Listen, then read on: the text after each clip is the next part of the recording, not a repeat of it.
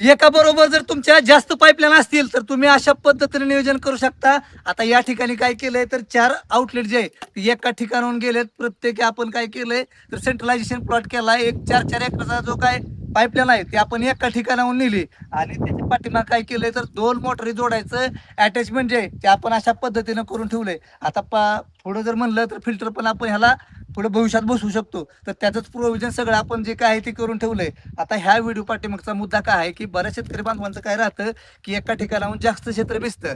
जो काय आपण डिसेंट्रलायझेशन प्लॉट करतो, तर त्या पद्धतीनं जुन्या काय जे काय पारंपरिक पद्धतीने शेती आहे, ती करत राहतात. पण आता या ठिकाणी आधुनिक पद्धतीनं म्हणलं तर सेंट्रलायझेशन करणं खूप गरजेचं आहे. थोडासा खर्च होतो, पण आपल्याला ताप जो आहे तो सुद्धा कमी होतो. आता इथलं जर एक 3 एकराला धरून चाललं सपोज एक वाल आहे. हा वाल जर बंद करा तिकडे जायचं म्हणलं तर त्याला भरपूर वेळ जातो. तर आपण एका ठिकाणाहून सगळ्या काही गोष्टी बंद चालू करू शकतो.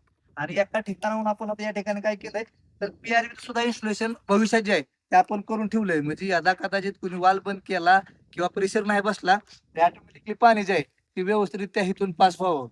तर आता ह्या असेंब्ली बनवण्याच्या पाठीमागचा उद्देश पण तोच आहे, की मध्ये जर बनवलं असतं, तर खर्च थोडा कमी झाला असता. पण अशामुळं काय होतंय, त्याची जी काही लाईफ आहे, ती भरपूर दिवस जाते. त्यामुळं तुम्हाला ज्या ठिकाणी अडचण येईल, त्या ठिकाणी अशा पद्धतीचं नियोजन जे आहे, ते करू शकता. आमचे या गावचे प्रगतचे शेतकरी आहेत, अर्जुन लोखंडे साहेब. तर त्यांच्या प्लॉटवर आपण हे सगळं काही विश्लेषण आहे, ते केलंय. अशा पद्धतीनं काम झालंय. एक नंबर काम झालं.